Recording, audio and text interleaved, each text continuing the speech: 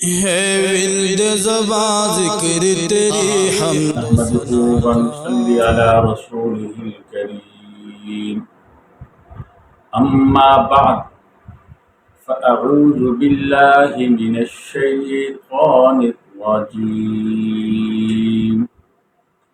بسم الله الرحمن الرحيم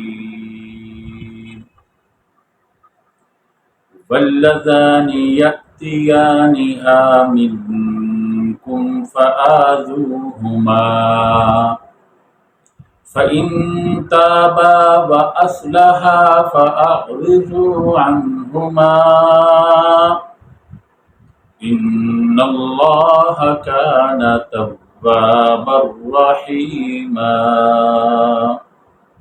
صدق اللہ العظیم۔ اللہ رب العزت نے اس آیت مبارکہ کے اندر دونوں لفظ واللذانی یأتیانہا موصول اور صلہ دونوں مذکر ذکر کیے ہیں، جس سے اکثر علماء کا خیال یہ ہے کہ اس آیت مبارکہ میں ہم جنس پرستی کی حرمت اور اس کی شدت، اس کی جزا اور اس کی تعزیر کا یہاں ذکر ہے۔ اس کو قوم لوط کا عمل بھی کہتے ہیں۔ اللہ رب العزت نے اس آیت مبارکہ میں اس کی حرمت کا یہاں ذکر فرمایا ہے۔ حضرت ابو ہریرہ رضی اللہ تعالی عنہ فرماتے ہیں 7 لوگ ایسے ہیں کہ اللہ رب العزت 7 آسمانوں کے اوپر سے ان پر لعنت فرماتے ہیں، اور ان میں ایک شخص ایسا ہے کہ جس پر 3 دفعہ لعنت فرماتے ہیں اور باقی لوگوں پر ایک ایک مرتبہ۔ چنانچہ فرمایا ملعون ہے وہ شخص جو قوم لوط کا عمل کرتا ہے، قوم لوط کا عمل کرنے والا ملعون ہے، قوم لوط کا عمل کرنے والا ملعون ہے۔ 3 مرتبہ اللہ رب العزت ایسے شخص پہ لعنت فرماتے ہیں۔ حضرت ابو ہریرہ رضی اللہ تعالیٰ عنہ کی ایک دوسری روایت میں ہے کہ 4 آدمی ایسے ہیں جو صبح کرتے ہیں تو تب بھی اللہ رب العزت کے غیظ و غضب میں کرتے ہیں، شام کرتے ہیں تب بھی اللہ رب العزت کے غیظ و غضب میں ہوتے ہیں۔ وہ 4 آدمی کون سے ہیں؟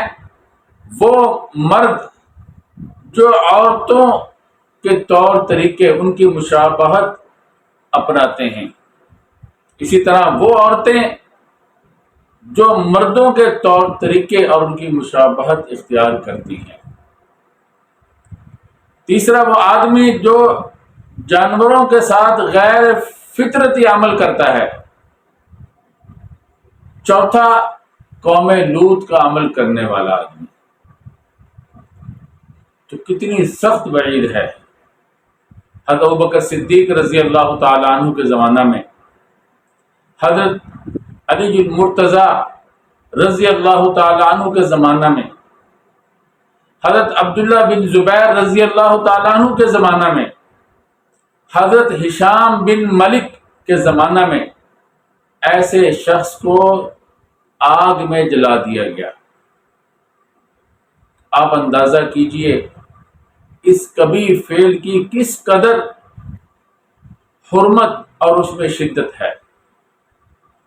ایک روایت میں ہے کہ حضرت ابوبکر صدیق رضی اللہ تعالی عنہ کے زمانہ میں حضرت خالد بن ولید رضی اللہ تعالی عنہ نے ایک خط لکھا، اس میں انہوں نے ذکر کیا کہ عرب کے اندر ایک شخص ایسا ہے جس سے عورتوں والا فعل کیا جاتا ہے۔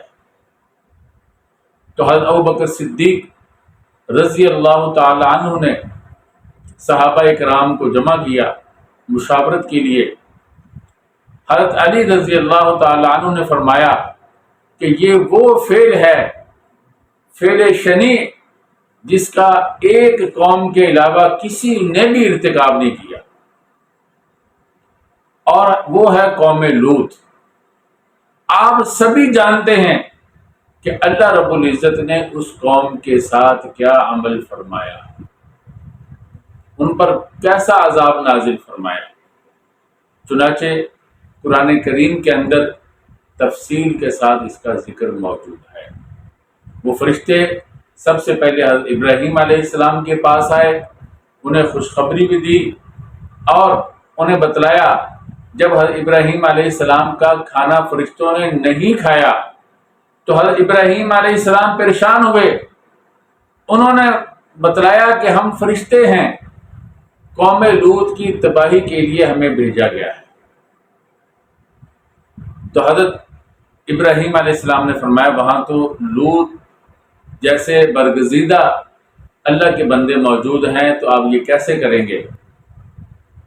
انہوں نے کہا ہمیں سب معلوم ہے، اللہ رب العزت کا حکم ہے، ایسے ہو کر ہی رہے گا۔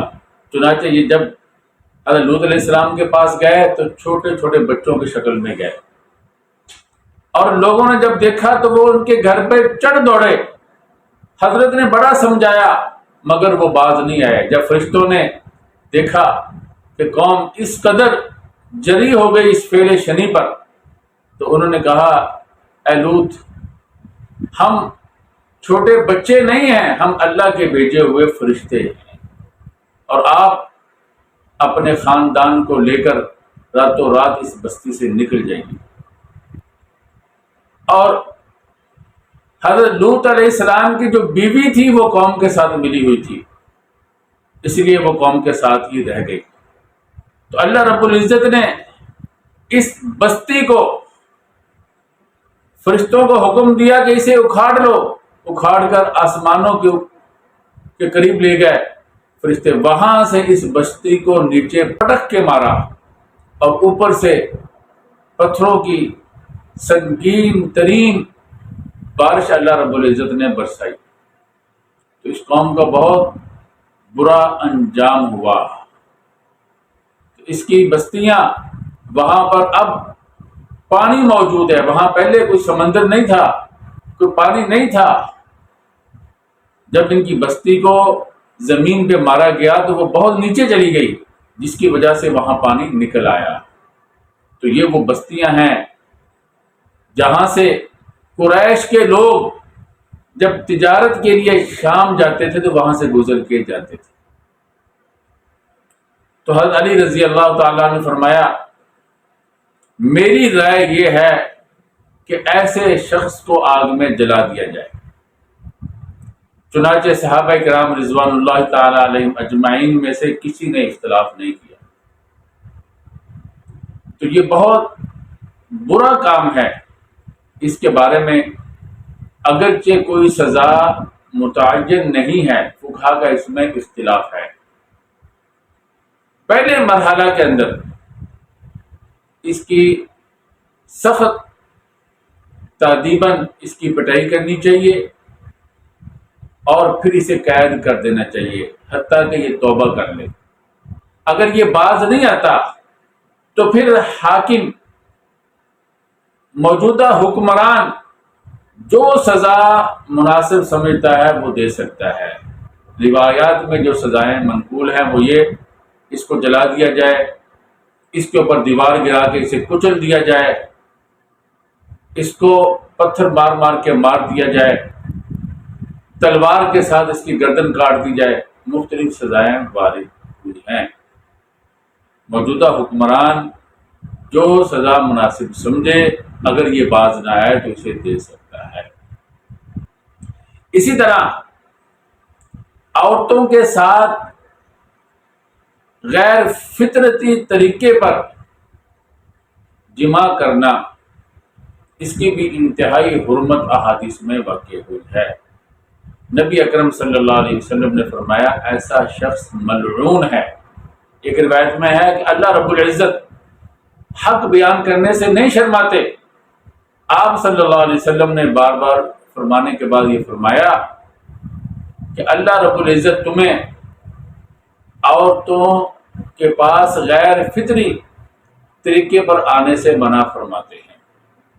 ایک روایت میں ہے کہ عورتوں کے پاس جو حالت حیض میں آتا ہے یا غیر فطری طریقے پر آتا ہے یا اس نے کاہن کی غیر سے متعلق خبروں کی تصدیق کی، وہ محمد رسول اللہ صلی اللہ علیہ وسلم کے لائے ہوئے دین سے منکر ہو گیا۔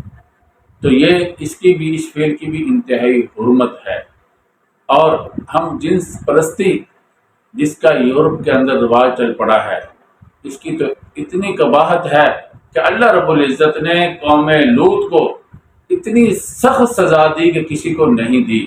اس میں کفر و شرک کے علاوہ یہ والی کبھی عادت بھی پائی جاتی تھی۔ اب ہم آتے ہیں قرآن کریم کی اس آیت مبارکہ کے ترجمے کی طرف۔ اللہ تعالیٰ فرماتے ہیں وَاللَّذَانِ يَأْتِيَانِهَا مِنْكُمْ، جو لوگ اس برائی کو کریں، اس فاحشہ کو لائیں، اس بدکاری کو کریں، ہم جنس پرستی والا عمل کریں، فآذوہما، تو انہیں تکلیف دو، انہیں تادیب کے لیے تعزیراً انہیں سزا دو، فَإِن تَابَا وَأَصْلَحَا، پھر اگر وہ توبہ کر لیں، رجوع کر لیں، وَأَصْلَحَا، اپنے آپ کو درست کر لیں، فَأَعْرِضُوا عَنْهُمَا، پھر ان سے اعراض کر لو، پھر انہیں تکلیف نہ دو، پھر انہیں نہ ستاؤ۔ جب انہوں نے اپنی اصلاح کر لی اور اس کام سے باز آ گئے تو تم بھی ان سے اعراض کرو۔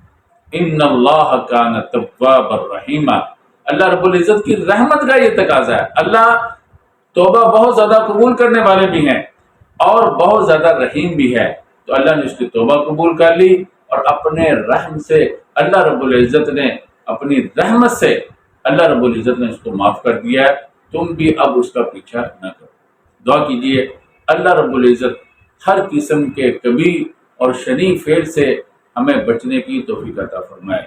بالخصوص ہمارے معاشرے کو قوم لوط والا جو عمل ہے، غیر فطری عمل ہے جو عورتوں کے ساتھ بعض لوگوں نے روا رکھا ہوا ہے، اللہ رب العزت ہم سب کی ان دونوں کبیر فعلوں سے بالخصوص حفاظت فرمائے۔ وآخر دعوانا ان الحمدللہ رب العالمین۔ تیری جلوہ آرائی